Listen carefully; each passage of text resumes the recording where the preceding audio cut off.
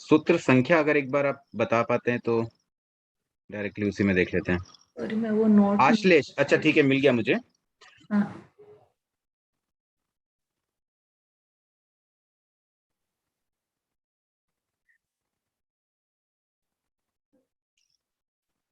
मतलब आश्लेष का मतलब जैसे आलिंगन होता है ना, फिजिकल कांटेक्ट, जी। उस संदर्भ में आश्लेष शब्द है। ओके, उसी में थोड़ा और आगे जाने पर आयुष्क पद 20 नंबर पद है, उसमें चैत्य रूप की परिभाषा करते हैं, तो इसमें चैत्य रूप का अर्थ क्या हुआ?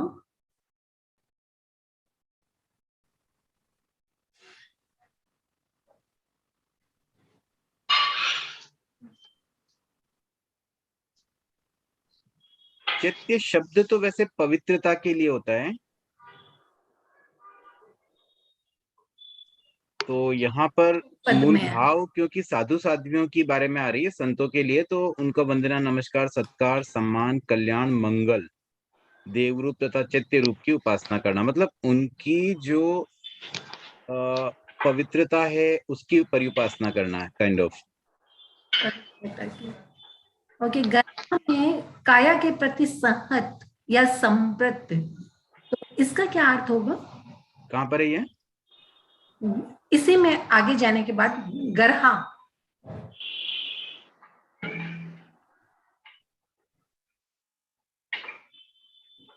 गर्हा में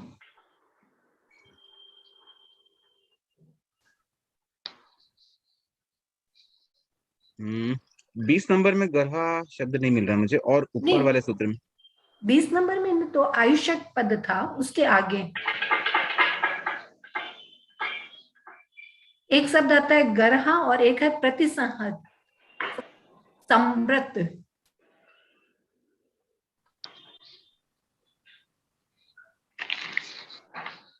कि गर्हा का मतलब तो निंदा करना है, और यहाँ गर्हा मतलब एक नेगेटिव है अर्थ, क्योंकि इसमें किसी दिया और ना की गर्हा कर रहे हैं। काया के प्रति संहर्त,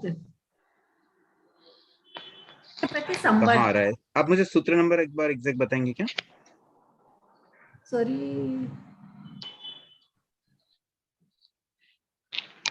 एक शब्द ये इसमें भी आ रहा है, योनि 3 प्रकार की होती है, योनि पद में भी संवर्त शब्द आ रहा है। सूत्र संख्या एक बार बता देंगे क्या? पद में योनि तो पद में बहुत। सूत्र संख्या आपने 102 नंबर है वो तो।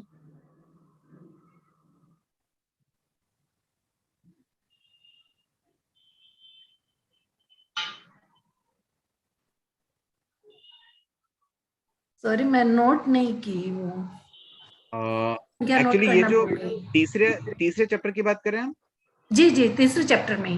तो तीसरे चैप्टर में हमने 20 सूत्र तक किए थे, उसमें तो योनिपद नहीं है ना कोई?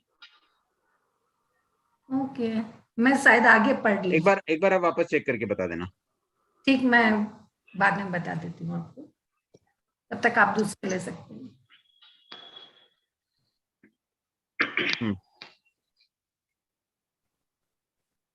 जय जिनेन्द्र। हाँ, जय जिनेन्द्र। हाँ सॉरी, कल आपने क्लास के लिए मना किया था तो थोड़ा लेट हो गई थी। मुझे ये प्रथम पद में जो ये स्वाति नक्षत्र के बारे में जानना है कि प्रथम पद में तो स्वाति नक्षत्र एक बता रखा है, और जम्बू द्वीप पद आता है द्वितीय पद में, तो उसमें जो नक्षत्र पद है उसमें दो स्वाति दो अनुराधा ऐसे दे रखा है, तो फिर स्वाति नक्षत्र एक है या दो है, और दो है तो किस अपेक्षा से है? देखिए क्या होता है ना, चंद्रमा, प्रत्येक चंद्रमा के 28 नक्षत्र होते हैं, हम्म 28, हम्म और जम्बू द्वीप के 2 चंद्रमा हैं, हम्म। तो उसमें प्रत्येक 28 के जो अलग अलग नाम है ना, वो प्रत्येक दो दो है, मतलब टोटल 56 है, तो 2 स्वाति नक्षत्र हैं। अच्छा, तो अगर प्रश्न आता है कि स्वाति नक्षत्र एक है या दो, तो फिर क्या आंसर देना चाहिए? ऐसा प्रश्न देखिए, अपेक्षाओं, ये संख्या वाली बात है तो अपेक्षाओं से ही आएगा, किस अपेक्षा से एक है, एक चंद्रमा की अपेक्षा से, एक चंद्रमा के परिवार की बात करें तो एक स्वाति नक्षत्र है, जम्बू द्वीप की बात करें तो 2 स्वाति नक्षत्र है, अगर नहीं, हम अपेक्षा और। से नहीं है, जैसे कि अभी जैसे क्विज में आया था कि एक स्थान दो स्थान, तो स्वाति नक्षत्र का एक स्थान है या दो स्थान है, तो उसमें क्या आंसर लिखेंगे? मैंने जम्बू जम्बू द्वीप की मैं अपेक्षा। वही बोल रहा हूँ, ये सब हम्म, अपेक्षा पर ही डिपेंड करता है। अगर हम एक चंद्रमा के परिवार की अपेक्षा से देखें तो स्वाति नक्षत्र एक है, हाँ हाँ। जम्बू द्वीप की और अपेक्षा से 2 है, जम्बू द्वीप की और अपेक्षा से जम्बू लिखे तो द्वीप दो के स्वाति है। बाहर के द्वीपों की अपेक्षा से 2 से अधिक है। अच्छा, हाँ ठीक, ठीक है ठीक है। और मुझे ये जानना था कि ये जो अपन उसमें ज्योतिष जो देव होते हैं ना, वो उसमें कहा लिखा हुआ था कि रहेंगे, हैं और रहेंगे, तो ज्योतिष देव का भी एक फिक्स आयुष होता है ना, तो फिर क्या वो भी तो चयन करते होंगे ना कभी? हाँ, लेकिन कोई और ज्योतिष देव रहेंगे उस समय। हाँ, वो तो उसमें ये लिखा होता कि हैं और सदा रहेंगे, तो इसका क्या मतलब हुआ? सदा रहने का मतलब वो ज्योतिष देव के रूप में कोई ना कोई जीव तो रहेंगे ना। जैसे मनुष्य सदा हाँ, है, सदा रहेंगे, तो हम मतलब नहीं उन रहेंगे ज्योतिष और कोई देवों का मनुष्य जब रहेंगे। आयुष्य पूरा, आई मीन टू से कि उन ज्योतिष देवों का आयुष्य जब पूरा हो जाएगा तो उनकी जगह दूसरे ज्योतिष देव ले लेंगे, यही है ना? हाँ, वैसे ही। ऐसा ही होगा क्या? हाँ, जैसे है हम ना? कहते हैं ना, अभी हमारा अब जैसे तेरापन धर्म संघ कितने सालों से है, तो वो हाँ, है। तो इसका मतलब हाँ, वहाँ सारे इंसान थोड़ी अभी हमारे क्या, मतलब आचार्य भिक्षु तो आज हाँ, नहीं हाँ, है, जिन्होंने प्रारंभ किया वो तो आज नहीं है, हाँ, पर नए नए व्यक्ति आते रहते हैं। वैसे ही मनुष्य है, रहेंगे, मतलब मनुष्य, कोई ना कोई मनुष्य तो पैदा होते ही रहते हैं ना। हाँ, वो मतलब उनका आयुष्य पूरा होगा तो उनकी जगह दूसरे ज्योतिष देव आ जाएंगे, यही है ना?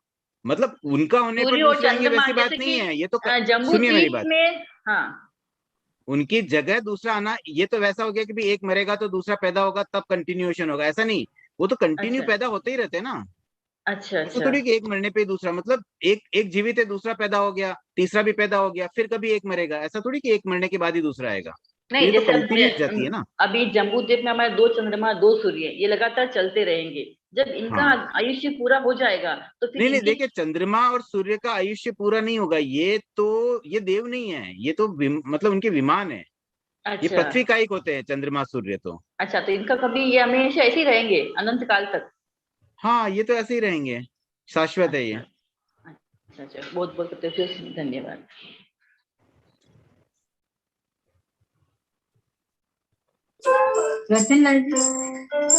हाँ जी, ओम आराम।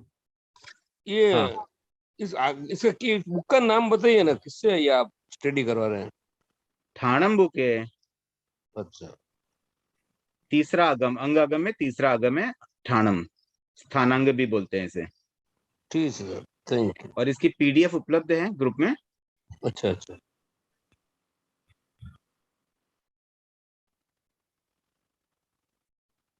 चलिए, और कोई जिज्ञासा नहीं है स्वाध्याय का क्रम आगे बढ़ाते हुए। गुप्ती अगुप्ती पद। गुप्ती तीन प्रकार की है, मनोगुप्ती, वचन गुप्ती, काय गुप्ती। गुप्ती का मतलब क्या होता है? निरोध, दुष्प्रवृत्ति का निरोध, मतलब मन में कोई बुरे विचार नहीं आना, मुंह से वचन से कोई दुष्वचन नहीं बोलना, शरीर से कोई दुष्प्रवृत्ति नहीं करना, ये गुप्ती के अंतर्गत आते हैं। और तीन प्रकार की पहले गुप्तियां बता दी गई। उसके बाद ये बताया गया कि संयत मनुष्य के तीनों ही गुप्तियां होती है। संयत मनुष्य का मतलब साधु, तो उनके तीनों गुप्तियां होती है। उसके बाद में तीन प्रकार अगुप्ती के बता दिए सेम। और ये भी साथ में बता दिया कि संयत मनुष्य को छोड़ करके शेष सभी दंडकों में गुप्ती होती है, तीनों प्रकार की। यहाँ पर असंयत मनुष्य शब्द आ गया, और बाकी सारे नैराईक, 10 भवनपति, पंचेंद्रिय, तिर्यंच, ये सब आ गया है। तो इसमें आई थिंक एकेंद्रिय वगैरह तो छोड़ दिए गए, क्योंकि उसमें मन वचन नहीं होता है। तो पंचेंद्रिय जितने भी जीव है वो सब आ गए, लेकिन उसमें संयत मनुष्यों को छोड़ा गया अगुप्ती के लिए। मतलब कहने का अर्थ यही है कि साधु में तीन गुप्तियां होती है, और असाधु या अन्य सभी व्यक्तियों में अगुप्ती होती है। फिर है दंड पद। दंड के बारे में हम कई बार बात कर चुके हैं ऑलरेडी। तो तीन प्रकार के दंड बताए गए हैं, मनोदंड, वचन दंड, काय दंड। मन के द्वारा जो दुष्प्रवृत्ति है, वचन की दुष्प्रवृत्ति, काय की दुष्प्रवृत्ति, ये तीन दंड आ गए। फिर तीनों ही दंड नेरिकों में होते हैं। और फिर आगे ये बता दिया गया कि ये विकलेंद्रिय, मतलब एक से लेके 4 इंद्रिय जीवों को छोड़कर शेष सभी दंडकों में होते हैं। इनको क्यों छोड़ा गया? क्योंकि इनमें मन नहीं होता, तीनों दंड नहीं होते हैं। गर्हा पद। गर्हा तीन प्रकार की हैं। कुछ लोग मन से करते हैं, वचन से करते हैं, काया से करते हैं। तो किस मेथड से, तीन योगों में से किस योग से गर्हा की जा रही है, उसके आधार पर उसके तीन भेद कर दिए गए हैं। एक और अपेक्षा से इसके तीन भेद हैं, दीर्घकाल, अल्पकाल, और तीसरा वो है कि जब दोबारा करते ही नहीं, मतलब कोई पापकारी प्रवृत्ति ही नहीं करते। तो ये तीन मेथड हो गए गर्हा के। देन प्रत्याख्यान में भी सिमिलर है। ये गर्हा प्रत्याख्यान पद पूर्व अध्यायों में भी इसी प्रकार से आए थे, दो दो अपेक्षाओं से भेद थे। यहाँ भी वैसे ही है, तो प्रत्याख्यान को भी हम उसी तरह से समझ लेंगे। आगे बढ़ते हैं, उपकार पद। अब यहाँ पर 3 प्रकार के वृक्षों की बात है, पेड़ों की बात है। एक होते हैं जिनमें खाली पत्ते होते हैं, दूसरे होते हैं जिनमें पत्ते और फूल होते हैं, और तीसरे जिनमें पत्ते, फूल और फल भी होते हैं। तो जैसे ये 3 प्रकार के वृक्ष हैं, वैसे ही 3 प्रकार के पुरुष होते हैं। जो पत्ते वाले वृक्षों के जैसे पुरुष होंगे वो अल्प उपकारी होते हैं, बहुत ज्यादा उपकार नहीं करते हैं। जिनके फूल होते हैं मतलब वो केवल छाया देते हैं, भाई आखिर पत्ते हैं पेड़ पर तो थोड़ी छाया मिल जाएगी, और जहाँ फूल होते हैं वहां पर सुगंध भी आ जाती है, मतलब महक भी आ जाती है, अच्छा एक वातावरण बन जाता है। तो वैसे दूसरे प्रकार के पुरुष जो पुष्प वाले वृक्ष के समान है वो विशिष्ट उपकारी है, और फल वाले वो विशिष्टतर उपकारी, मतलब कम, अधिक और अधिक। तो ये 3 प्रकार के पुरुषों की बात की। एक प्रकार से प्रेरणा है कि हम भी अपने आप को इसमें तोले कि हम कहाँ, हम किस कैटेगरी में फिट होते हैं। बाकी आप सब समझदार हैं, तो हम अपना विकास करें, हम भी विशिष्टतर उपकारी की श्रेणी में आए, अधिक से अधिक हेल्पफुल बने, और अन्य व्यक्तियों के आत्म कल्याण में उपकारी बने। देखिए, लौकिक उपकार इतना महत्वपूर्ण नहीं होता है, आज विशेष महत्व लौकिक उपकारों पर ही अधिक हो रहा है। हम प्रयास ये करें कि आध्यात्मिक उपकारी बने और हमारी कैटेगरी हायर हो। आगे बढ़ते हैं, पुरुष जात पद। पुरुष 3 प्रकार के होते हैं, नाम पुरुष, स्थापना पुरुष, द्रव्य पुरुष। नाम पुरुष का मतलब किसी व्यक्ति का नाम हो पुरुष, तो उसको कहेंगे नाम पुरुष, वो नाम से पुरुष है। स्थापना पुरुष, ये तीनों वर्ड वैसे हम पहले समझ चुके हैं। स्थापना मतलब किसी वस्तु में स्थापना कर दी भी, हम इसको पुरुष कहेंगे, जैसे मूर्ति या कोई अन्य वस्तु। और द्रव्य पुरुष जो फिजिकल पुरुष हो, इसमें द्रव्य पुरुष में वास्तविक कोई पुरुष या उसकी डेड बॉडी भी आ जाती है। फिर पुरुष के 3 प्रकारों में ज्ञान, दर्शन और चारित्र पुरुष है। तो अगेन ज्ञान प्रधान, जिसमें ज्ञान की प्रधानता हो वो ज्ञान पुरुष, जिसमें दर्शन की प्रधानता हो वो दर्शन पुरुष, और जिसमें चारित्र की प्रधानता है वो चारित्र पुरुष होगा। अब पुरुष के 3 प्रकार और आते हैं, वेद पुरुष, चिन्ह पुरुष और अभिलाप पुरुष। वेद पुरुष का मतलब ये होता है कि जिसमें वेद हो, वेद मतलब पुरुष वेद, स्त्री वेद और नपुंसक वेद होते हैं। तो जिनमें ये चीज पाई जाती है वो वेद पुरुष है, मतलब उस अपेक्षा से वो पुरुष है कि उसमें पुरुष वेद है। पुरुष वेद का मतलब जिसकी स्त्रियों के प्रति अभिलाषा की जो भावना रहती है वो पुरुष वेद है। तो जिसमें ये चीज हो वो वेद पुरुष है। दूसरा एक है चिन्ह पुरुष, मतलब जिसमें पुरुष के चिन्ह हो, जैसे दाढ़ी मूंछ होना पुरुष का चिन्ह है, तो जिसमें पुरुष के चिन्ह हो वो चिन्ह पुरुष है। अब इसमें चिन्ह पुरुष में वास्तविक पुरुष भी आ सकता है, और किसी ने मान लीजिए कोई लेडी, मान लीजिए कोई प्ले कर रही है और प्ले में उन्होंने दाढ़ी मूंछ लगा दी, तो वो चिन्ह पुरुष है, मतलब चिन्हों के आधार पर वो भी पुरुष ही है। देन अभिलाप पुरुष, अभिलाप पुरुष शब्दों के लिए प्रयुक्त होता है जो पुल्लिंग शब्द होते हैं। व्याकरण में है ना, पुल्लिंग, स्त्रीलिंग और नपुंसक लिंग शब्द होते हैं, तो जो पुल्लिंग शब्द है उनके लिए अभिलाप पुरुष शब्द प्रयुक्त होता है। फिर और एक अपेक्षा से पुरुष के 3 भेद है, उसमें उत्तम पुरुष, मध्यम पुरुष, जघन्य पुरुष। जैसा कि नाम है समझ में आता है, मतलब वो एक हायर कैटेगरी का है, मध्यम मतलब मीडियम है, जघन्य का मतलब निकृष्ट कैटेगरी है। अब इन तीनों प्रकार के पुरुषों के भी 3-3 प्रकार बताए गए हैं। उत्तम पुरुष जो अच्छे वाले पुरुष होते हैं, जिनकी अच्छी हायर कैटेगरी है, उसमें 3 प्रकार के पुरुष है, धर्म, भोग और कर्म। धर्म पुरुष होते हैं अरिहंत, मतलब सबसे टॉप कैटेगरी के धर्म पुरुष है तीर्थंकर, उनसे बड़ा कोई नहीं आध्यात्मिक दृष्टि से। उसके बाद है भोग पुरुष, मतलब सांसारिक दृष्टि से, लौकिक दृष्टि से, भोग की दृष्टि से सबसे अधिक भोग करने वाला कोई व्यक्ति है तो वो है चक्रवर्ती। तो उनकी खाद्य सामग्री से लेके हर चीज बहुत उत्कृष्ट क्वालिटी की होती है। अगर किसी व्यक्ति के मन में यह अहम आ जाए कि मेरे पास तो बहुत सुख संपदा है, तो वो ये कंपेयर कर ले कि उत्तम पुरुष में भोग पुरुष तो चक्रवर्ती होते हैं, और जब तक हम चक्रवर्ती न बने हम किसी भी भोग सामग्री को लेकर के अहम अपने भीतर न लाएं। उसके बाद है कर्म पुरुष जो कार्यों में उत्कृष्ट होते हैं, वासुदेव जो बहुत कार्य करते हैं, तो वो ये 3 उत्तम पुरुष हैं। उसके बाद मध्यम पुरुष के 3 प्रकार हैं, जिसमें उग्र, भोज, राजन्य। अब ये है ना एक कैटेगरीज है, मतलब उस समय की कुछ जातियां होती थी जो मीडियम लेवल के लोग, सामान्य जनता में इस तरह की कैटेगरीज होती थी। तो ये 3 प्रकार के थे, आरक्षक थे, गुरुस्थानीय, वयस्य, मतलब ये उस समय की जातियां कह सकते हैं तत्कालीन। उसके बाद जगन्य पुरुष में जो जगन्य होते हैं उसमें 3 कैटेगरी दी गई। एक तो दास, जैसे दास होता है तो वो किसी का गुलाम है, उसको क्या मतलब बहुत ज्यादा अहमियत नहीं मानी जाती थी। ये उस जमाने के हिसाब से इस बात को भी समझना होगा। आज के टाइम पे तो ये अंतर भी काफी कुछ खत्म हो गए हैं। फिर एक भृतक यानी कि नौकर, और तीसरी कैटेगरी भागीदार। ये भागीदार का मतलब जैसे आज अपने बिजनेस में कोई पार्टनर होता है ना, वो नहीं है।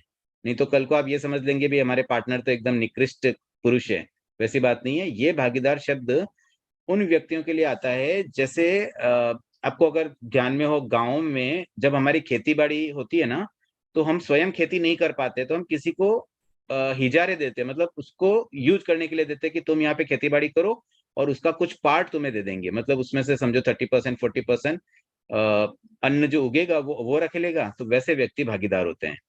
यहाँ पर उस भागीदार से इसका तात्पर्य है। उसके बाद है मत्स्य पद। मत्स्य मतलब मछली। तो ये 3 प्रकार की बताई गई है, अंडज, पोतज और सममूर्छिम। अंडज मतलब अंडे से पैदा होने वाली, पोतज जो बिना आवरण के पैदा होती है, जिसमें अंडा नहीं होता है, जैसे व्हेल मछली। कुछ मछलियां विशिष्ट मछलियां हैं जो पोतज होती है। ये तो विज्ञान में भी मतलब ऐसा हम समझ सकते हैं। और तीसरी कैटेगरी एक समूर्छिम की भी होती है। ये सभी एक्चुअली जितने भी पंचेंद्रिय तिर्यंच है ना, उन सब में ये कैटेगरी मिलेगी समूर्छिम। ये क्या होता है, असंगी तिर्यंच पंचेंद्रिय वाली कैटेगरी है। इनका पैदा होने का तरीका भी थोड़ा डिफरेंट है। ये माता पिता से पैदा नहीं होते हैं। ये है ना सहज ही बिना किसी संयोग के सहज वातावरण में उत्पन्न हो जाते हैं और वहां आसपास के मतलब पुद्गलों को ग्रहण करके अपना शरीर बना लेते हैं। तो ये एक विशेष प्रकार की एक समूर्छिम कैटेगरी, ये सभी तिर्यंच पंचेंद्रिय में आगे भी आएगी। उसके बाद में अंडज मत्स्य 3 प्रकार के हैं, स्त्री पुरुष नपुंसक, और पोतच मत्स्य के भी ये तीनों प्रकार स्त्री पुरुष नपुंसक हैं। अब यहाँ पे देखिए समूर्छिम के ये 3 प्रकार नहीं आए, क्योंकि समूर्छिम जीव सदा नपुंसक ही होते हैं, वो स्त्री पुरुष नहीं होते हैं। इसलिए इसका इस रूप में एक सूत्र मिस हो रहा है। फिर पक्षियों के भी वैसे ही सेम 3 प्रकार हैं, अंडज, पोतज, समूर्छिम, और फिर उनके प्रत्येक के इन दोनों के स्त्री पुरुष नपुंसक है, और समूर्छिम पक्षी तो नपुंसक ही होंगे। फिर परिसर्प में उर परिसर्प 3 प्रकार के हैं, सेम वही वर्गीकरण है। और पोतज, उसमें भी वैसे ही पोतज और भुज ये 2 होते हैं। सॉरी, उर और एक तो उर परिसर्प है और एक भुज परिसर्प है। तो उर का मतलब क्या होता है, जो रेंग कर चलते हैं जैसे सर्प आदि, और जो भुजा के बल चलते हैं उन्हें भुज परिसर्प कहते हैं। जैसे चूहा, नेवला, इस तरह के जो जीव होते हैं रेंगते हैं लेकिन भुजाओं के बल रेंगते हैं। चूहा शायद नहीं होगा, लेकिन नेवला तो इस कैटेगरी में आता ही है। तो इनके भेद उसी प्रकार से हैं। अंडज और पोतज ये दोनों में तो तीनों कैटेगरी मिलेगी, स्त्री पुरुष नपुंसक, और समूर्छिम में केवल एक नपुंसक है जिसका यहाँ पर उल्लेख नहीं है, क्योंकि इस चैप्टर में केवल उन्हीं बातों का उल्लेख आया है जिनके 3 भेद हो रहे हैं। आगे बढ़ते हैं, स्त्री पद। तो स्त्रियों के 3 प्रकार, तिर्यंच योनिक, मनुष्य और देव। मतलब जो स्त्री हम जिसको कहते हैं ना मनुष्य वाली स्त्री, वो एक मनुष्य योनि वाली स्त्रियां, लेकिन तिर्यंच में भी स्त्री होती है, जैसे कुत्ता कुत्ती, हाथी हथिनी। तो ये हथिनी वो भी स्त्री है, वो तिर्यंच योनिक स्त्री है। और ऐसे ही देवियां जो होती है वो देव स्त्री है। उसके बाद तिर्यंच योनिक स्त्रियों के 3 प्रकार में जलचरी, स्थलचरी, खेचरी। मतलब जल में रहने वाली, स्थल पर रहने वाली और आकाश में उड़ने वाले। देन मनुष्य स्त्रियों में 3 प्रकार है, कर्म भूमिज, अकर्म भूमिज और अंतर्द्वीपज। कर्म और अकर्म भूमि के बारे में हमने पिछले चैप्टर में जम्बूद्वीप के अंतर्गत काफी कुछ देखा था। बेसिक अंतर यही होता है कि कर्म भूमि में हमें कुछ वर्क करना पड़ता है टू अर्न समथिंग, मतलब अपना खाना पीना अरेंज करने के लिए, अपनी दिनचर्या निकालने के लिए, जीवनचर्या चलाने के लिए कुछ काम करना पड़ता है। और अकर्म भूमि में कोई काम नहीं करना पड़ता है। और अंतर्द्वीपज को एक अलग कैटेगरी बनाई। वैसे तो ये भी अकर्म भूमि ही है, मतलब यहाँ भी काम नहीं करना पड़ता है, लेकिन लोकेशन वाइज ये थोड़ी अलग लोकेटेड है और इनमें काफी कुछ चीजें डिफरेंट होती है, तो इसको एक अलग कैटेगरी बना दिया। तो सामान्यतः ये 3 कैटेगरी रहती है मनुष्यों के रहने के लिए, जो स्थान है उसकी अपेक्षा से। फिर पुरुष पद में भी सिमिलर है, तिर्यंच, मनुष्य, देव, पुरुष। फिर वो तिर्यंच में जलचर, स्थलचर, खेचर हैं। देन मनुष्य में भी कर्म भूमिज, अकर्म भूमिज, अंतर्द्वीपज है। अब नपुंसक पद में 3 प्रकार के नपुंसक है, नैर्यिक, तिर्यंच और मनुष्य। क्योंकि नरक में तो केवल नपुंसक ही रहते हैं, तिर्यंच मनुष्य में भी नपुंसक हो सकते हैं, देवता नपुंसक नहीं होते हैं, इसलिए नपुंसक की ये 3 कैटेगरीज है। फिर तिर्यंच योनिक नपुंसक जलचर, स्थलचर, खेचर तीनों में हो सकते हैं, और मनुष्य नपुंसक भी कर्म भूमि, अकर्म भूमि, अंतर्द्विपद तीनों जगह पर हो सकते हैं। अब तिर्यंचों के 3 प्रकार हैं, स्त्री, पुरुष और नपुंसक। अब हम आगे बढ़ते हैं लेश्या पद में।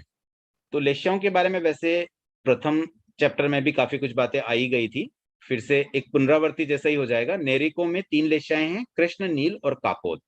उसके बाद असुर कुमार के 3 संक्लिष्ट लेश्याएं, मतलब एक्चुअली तो उनके 4 लेश्या होती है, तो संक्लिष्ट मतलब जो खराब लेश्या है वो 3 ही होती हैं। तो जिनके भी 3 से अधिक लेश्याएं हैं और तीनों उसमें कृष्ण, नील, कापोद अगर समाविष्ट है तो उनकी 3 संक्लिष्ट लेश्याओं को हम इसमें तीसरे चैप्टर में स्थान दे दिया गया है। फिर जैसे असुर कुमार का है वैसे ही स्तनित कुमार तक के सभी भवनपति देवों में 3 लेश्याएं संक्लिष्ट होती है। फिर पृथ्वीकायिक, अपकायिक, वनस्पतिकाय जीवों में भी 3 लेश्याएं संक्लिष्ट होती है। अब यहाँ पर भी संक्लिष्ट लिखा है, इसका मतलब एक्चुअली उनमें भी 4 लेश्याएं हैं, तेजो लेश्या संक्लिष्ट नहीं है, इसलिए संक्लिष्ट लेश्याओं में 3 ही है।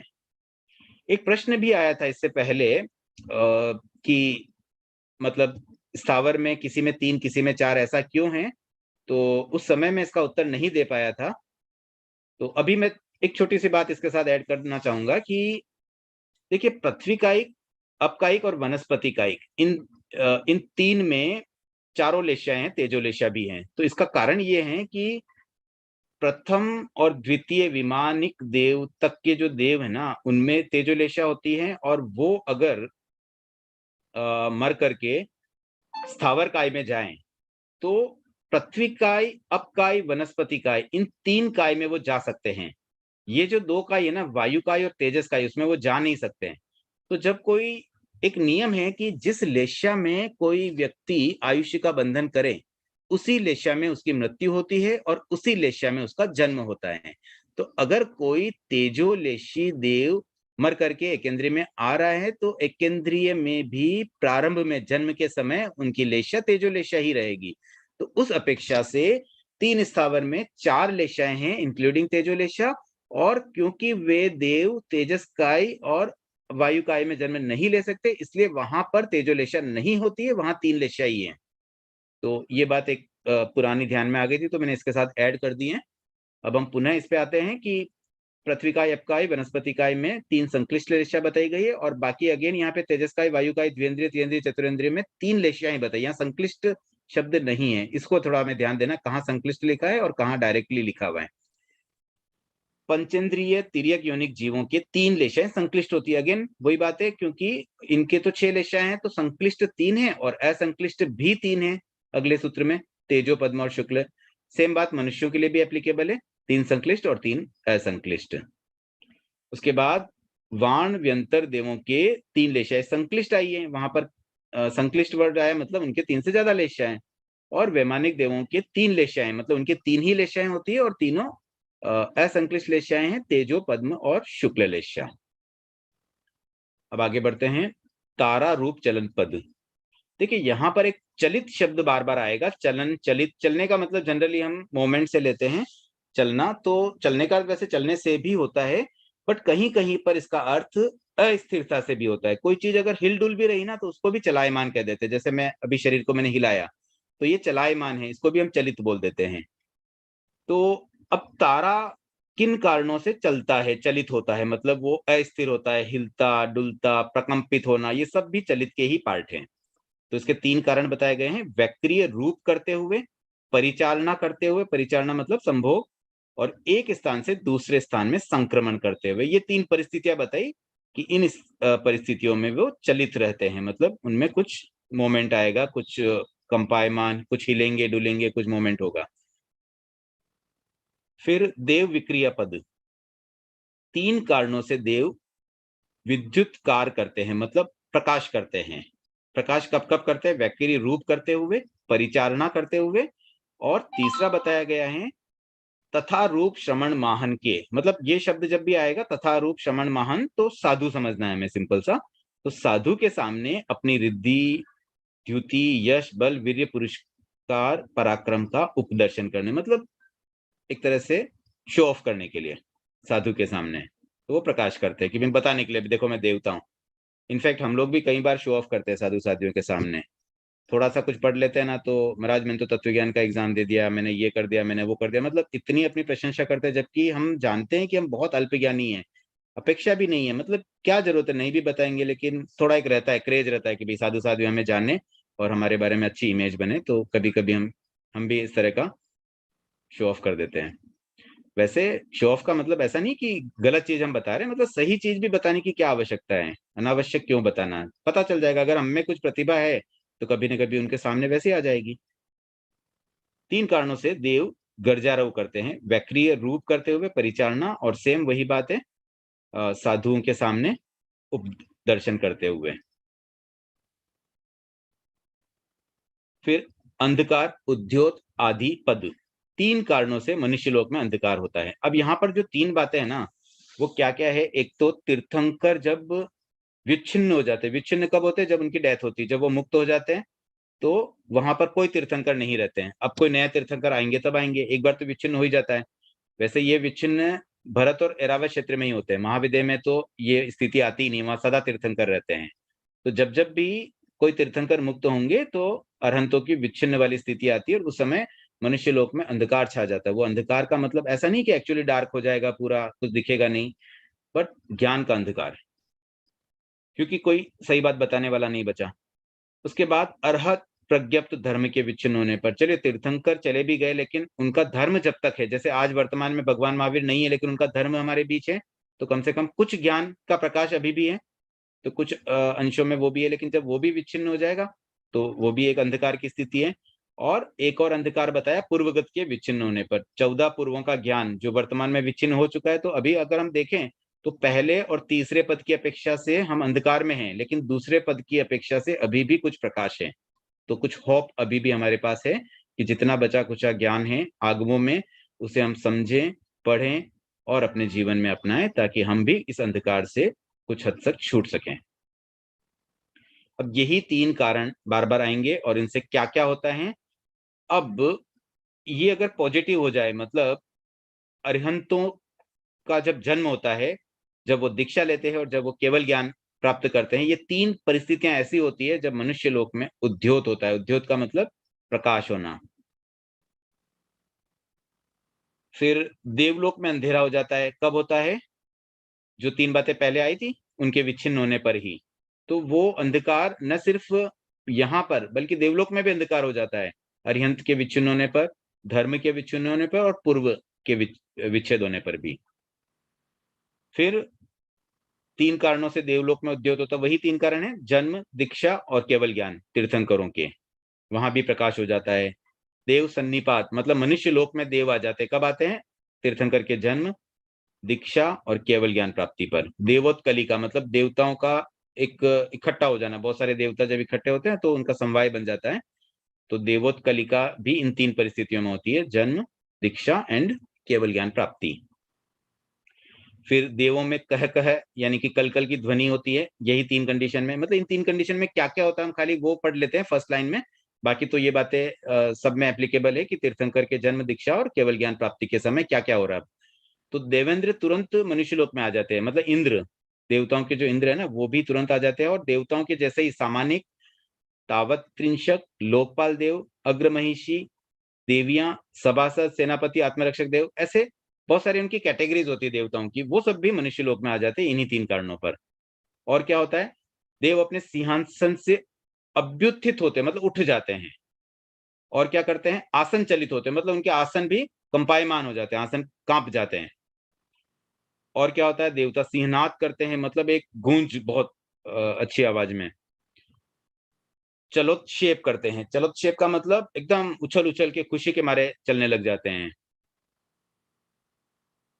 फिर देवताओं के चैत्य वृक्ष भी चलित होते हैं, मतलब उनके जो पवित्र वृक्ष हैं वो भी मतलब हिलने लग जाते हैं इन परिस्थितियों में। तो एक इसका महत्व बताया गया है कि कितने महत्वपूर्ण प्रसंग है ये, कि कोई तीर्थंकर जन्म ले या दीक्षा ले या केवल ज्ञान प्राप्त हो, तो ये सारी घटनाएं होती हैं। इससे रिलेटेड 1-2 सूत्र और करके फिर हम जिज्ञासा की ओर आगे बढ़ेंगे। लोकांतिक देव, जैसे अन्य देवों की बात की, वैसे लोकांतिक देव भी तत्क्षण मतलब तुरंत मनुष्य लोक में आ जाते हैं इन्हीं परिस्थितियों में। तो यहां तक हमने किया है एक और पद है दुष्प्रतिकार, बट समय कम है। चलो ये 87 से हम अगले सेशन में करने का प्रयास करते हैं। ओम अरहम जिज्ञासाएं आमंत्रित हैं।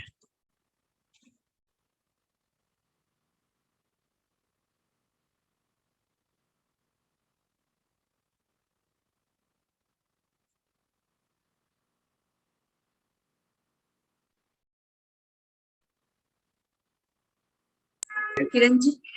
जय जिनेन्द्र, मेरा एक प्रश्न था कि ग्रह क्या होती है, शायद आपने बताया था पर मैं अच्छी तरह समझ नहीं पाई। ग्रह ग्रह का क्या मतलब होता है? प्रत्याख्यान के पहले जो पद आया था 26। गर्हा, गर्हा बोलते हैं उसे। गर्हा का अर्थ होता है निंदा करना, स्वयं की आलोचना। मतलब हमने कोई गलत काम किया तो वो अच्छा, प्रकट करना, मतलब हम उसके बारे में सोचें और मन में ऐसी निंदा, स्वयं की निंदा करना कि ये मैंने क्या कर दिया। Thank you. और एक आपने कहा कि देवलोक में अंधकार हो जाता है, तो देवलोक में कैसे अंधकार हो सकता है? क्योंकि तीर्थंकर तो हमेशा जम्बू द्वीप में रहते हैं, तो उनके विच्छिन्न होने से देवलोक में कैसे अंधकार हो सकता मतलब है? एक प्रतीक रूप की बात है कि देवताओं को भी ऐसा एक लगता है कि बहुत बड़ी क्षति हो गई है। अच्छा, कृत्य के उसमें संगीता जी। संक्लिष्ट का अर्थ क्या होता है? संक्लिष्ट मतलब नेगेटिव। तो जो अप्रशस्त लेशाएं हैं ना, उनके लिए संक्लिष्ट शब्द आए हैं। ओके, तो तेजोलेशिया उसके लिए नेगेटिव मतलब? तेजोलेशा संक्लिष्ट में कहाँ आ रही है? वो तो असंक्लिष्ट है ना। जहाँ 3 संक्लिष्ट लेशाएं आई है ना, वो तीनों जो अप्रशस्त लेशाएं हैं ना, उनके नाम है। हाँ, धन्यवाद। संक्लेश, क्लेश शब्द होता है ना, क्लेश नेगेटिव शब्द है, तो संक्लेश क्लेश से युक्त ऐसी लेशाएं जो क्लेश करवाएगी। हाँ, धन्यवाद।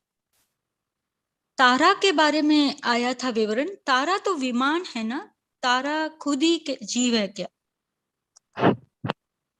जैसे एक वैसे जगह तो आपने नहीं कहा है। तारा चलित होता है, तो तारा तो विमान है ना, सूर्य चंद्र जैसे।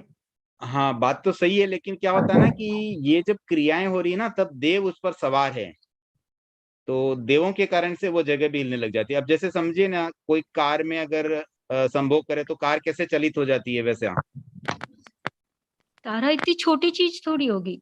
छोटी चीज भले नहीं हो ना, लेकिन वो भी उनके लिए तो विमान जैसे ही है ना, देवताओं के लिए तो। हाँ, देवता कोई वक्रीय रूप बनाए तारे पर है, और उसमें कोई वक्रीय रूप बनाए तो तारा भी तो कंपायमान हो जाएगा। ऐसा दूसरे पर नहीं आता ना, सूर्य चंद्र और दूसरे विमानों के लिए नहीं आता है, खाली तारा के लिए ही आता है ऐसे, नहीं? हाँ, अभी इतनी बात आई है, जितना आया उतना उस रूप में समझ लेते हैं, और कहीं आगे आएगा तो और समझेंगे। ठीक है, कृतज्ञोस्मि।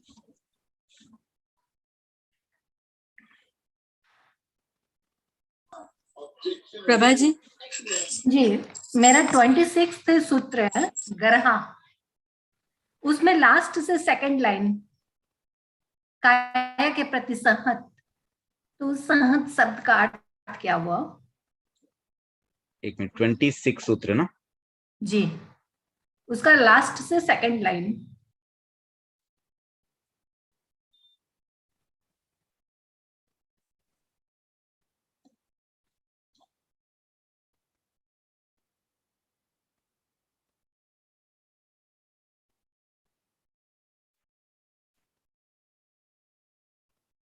संवृत मतलब तो सिकोड़ना होता है। सहत का ब्रैकेट मार दिया, संवृत मतलब सिकोड़ना। कोई चीज है ना संकड़ी होती है, उसको संवृत कहते हैं।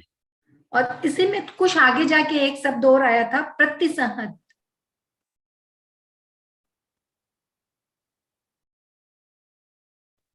हाँ, वही है, प्रति संहत भी वही हुआ। तो इसका अर्थ यही होता है कि एक तरह से ना शरीर को पूरा ऐसे संकुचित करके, और उसमें अयोग की स्थिति आ जाती है। मतलब फिर कुछ चंचलता खत्म हो जाती है। जितनी ज्यादा एक्टिविटी होगी उतना ज्यादा कर्म बंधन होता है, उतनी ज्यादा गलतियां होगी। तो जब हम उस स्थिति में आ जाते हैं तो प्रतिसंहत कह दो, या इसका अर्थ वही हुआ कि उसको, शरीर को सिकोड़ना। सिकोड़ने का मतलब काया को इस तरह से सेट कर देना कि भाई हम बहुत ज्यादा इधर उधर हाथ पैर नहीं फैलाएंगे अभी, यानी कि गलत एक्टिविटी भी नहीं होगी। जितना ज्यादा हम सिकुड़ के रहेंगे उतना कंट्रोल में रहेंगे, काइंड ऑफ दैट। ओके। और एक है देव विक्रिया पद 71 सूत्र। समय भी ऑलरेडी हो गया है। 71। हम्म। इसमें जो देव गर्जारव है, गर्जारव शब्द का क्या अर्थ हुआ? गर्जना करना। हाँ, गर्जना करना। ओके, आभार आपके प्रति। एक दो जिज्ञासा और है, एक बार जल्दी जल्दी कर लेते हैं।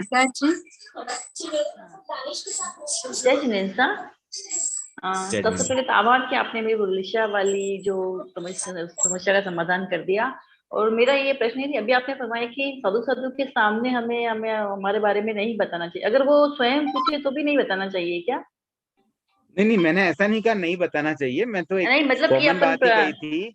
हाँ, एक सोचने का तरीका है कि मतलब किस अपेक्षा से हम बताते हैं, अपने खुद की प्रशंसा करवाने, अपना मतलब गुणगान करने वाली वो भावना नहीं रहे। अभी ठीक है, कोई अच्छी चीज की बता भी दी तो कोई दिक्कत नहीं, लेकिन भाव हमारे वैसे रहे बस। नहीं, अगर वो पूछे तो बता सकते, इसमें वो दोष तो नहीं लगेगा ना? देखिए, आप स्वयं बताएंगे तो भी अब दोष का तो मैं नहीं कह सकता हूँ, बट वो कोई इतना नेगेटिव नहीं है। मतलब एक सिंपल सी प्रेरणा जैसी बात मैंने कह दी थी कि अनावश्यक बहुत ज्यादा आजकल प्रचलन हो गया है, तो उसको हाँ, थोड़ा हाँ। सा हमें कंट्रोल करना चाहिए। वो क्या वो कैसा हल सभी पूछे ना, आपने क्या क्या कर रखा है, कुछ करते हो या नहीं करते हो, तो अपन बताते ना, हाँ हम ये करते हैं, हम प्रतिक्रमण करते हैं, वो करते हैं, नहीं तो नहीं, अच्छी ऐसे बात बता ही सकते है। हैं ना। देखिए, इधर उधर की बातें करते हैं ना, घर गृहस्थी की, मेरे बेटा ये कर हाँ, रहा है, मेरा वो पढ़ाई कर ली, उससे तो ये अच्छा है कि कुछ धर्म की हाँ, बातें बताएंगे भी, मैं ये हाँ, करते हाँ, हैं वो करते हैं, वो तो कोई दिक्कत नहीं है। लेकिन मैं तो बोलता हूँ फिर भी अपनी प्रशंसा कम से कम करनी चाहिए। साधु साधु के सामने क्या बताना, मतलब मुझे कुछ आता है, अच्छा, मैंने कुछ पढ़ाई की, नहीं भी बताया तो कोई खास बात नहीं है। मतलब वो अच्छा, भावना नहीं रहे हमारी कि बताना ही है। हाँ, अच्छा, ठीक है, बहुत बहुत आभार। ठीक है, समय हो रहा है। एक लास्ट जिज्ञासा रेणु जी। जय जिनेन्द्र सर, मेरी एक जिज्ञासा ये थी ना कि जैसे कि अभी 24 तीर्थंकर हैं और कहते हैं कि बाद में दूसरे सिमंदर स्वामी वगैरह दूसरे तीर्थंकर बनेंगे, तो वो एरा चेंज हो जाएगा, तब बनेंगे वो लोग? देखिए, सिमंदर स्वामी तो अभी वर्तमान के तीर्थंकर है, वो बनेंगे वाली लिस्ट में नहीं है। बनेंगे कौन? जो अभी उत्सर्पणी काल आएगा ना, उसमें 24 तीर्थंकर और बनेंगे, उसकी लिस्ट अलग है। तो मतलब दोनों को अलग अलग समझना होगा। महाविदेश क्षेत्र में तो सदा तीर्थंकर रहते हैं, मिनिमम 20 तीर्थंकर ऑलवेज महाविदय में रहते ही रहते हैं। और ये जो बात आपने कही ना, जब आरा बदलेगा तो ये बात सही है। अब देखिए, अवसर्पणी में तो 5वां आरा आ गया, छठे आरे में, 5वें आरे में, छठे आरे में तो तीर्थंकर नहीं होंगे। फिर अगेन उत्सर्पणी के पहले दूसरे आरे में भी तीर्थंकर नहीं होंगे। जब तीसरा आरा प्रारंभ होगा तब प्रथम तीर्थंकर फिर से होंगे। तो तब तक एक तरह से तीर्थंकरों का विच्छेद काल ही चल रहा है हमारे भरत क्षेत्र में और ऐरावत क्षेत्र में। लेकिन महाविदेश क्षेत्र में सदा तीर्थंकर रहते हैं। और सिमंदर स्वामी हमारे वर्तमान तीर्थंकर है। मतलब हमारे तीर्थंकर इस अपेक्षा से नहीं है क्योंकि हम उनके शासन में नहीं है, उनके द्वारा बताए गए धर्म का अनुसरण हम नहीं कर रहे हैं, न उनकी बातें हम तक पहुंच पाई है, न उनकी कोई बुक्स हमारे पास है, न उनकी प्रवचन हमने सुने हैं। बट क्योंकि वो तीर्थंकर है, अनेक जीवों का कल्याण कर रहे हैं वहां रहते हुए भी, इसलिए वो पूजनीय है, वंदनीय है। बट हमारे देव तो भगवान महावीर है, भले वो आज मुक्त हो चुके हैं, बट फिर भी उनकी शासना में हमें उनके द्वारा बताए गए धर्म को हम फॉलो कर रहे हैं। तो जैसे कि ऋषभ देव हमारे प्रथम तीर्थंकर काउंट होते हैं, तो उनसे पहले भी तीर्थंकर हुए होंगे? मतलब अनंत तीर्थंकर पहले हो चुके हैं, अनंत तीर्थंकर और होंगे। हर काल में 24 तीर्थंकर भरत क्षेत्र में, ऐरावत क्षेत्र में और महाविदय में तो हमेशा होते ही है। तो ऐसे तीर्थंकर बहुत होते हैं। लेकिन उसमें भी एक बात ध्यान रखें, ये अवसर्पणी के पहले तीर्थंकर है। हमारे तीर्थंकर कहना भी यहाँ पे ठीक नहीं है, क्योंकि हमारे तो देव भगवान महावीर है। हमें तो भगवान महावीर की देशना, उनकी जो वाणी थी, उसी को हम फॉलो करने का हमें अवसर मिला। भगवान ऋषभ ने जो बातें बताई थी ना, वो बातें आज उपलब्ध नहीं है, उनके आगम तो आज उपलब्ध भी नहीं है। वी डोंट नो उन्होंने क्या लिखा था, किस भाषा में लिखा था, क्या उनके सूत्र थे, वो हमें पता भी नहीं है। बट फिर भी सभी तीर्थंकर पूजनीय है, क्योंकि तीर्थंकर लोगों के लिए उपकारी होता है, जनता के उपकारी होते हैं।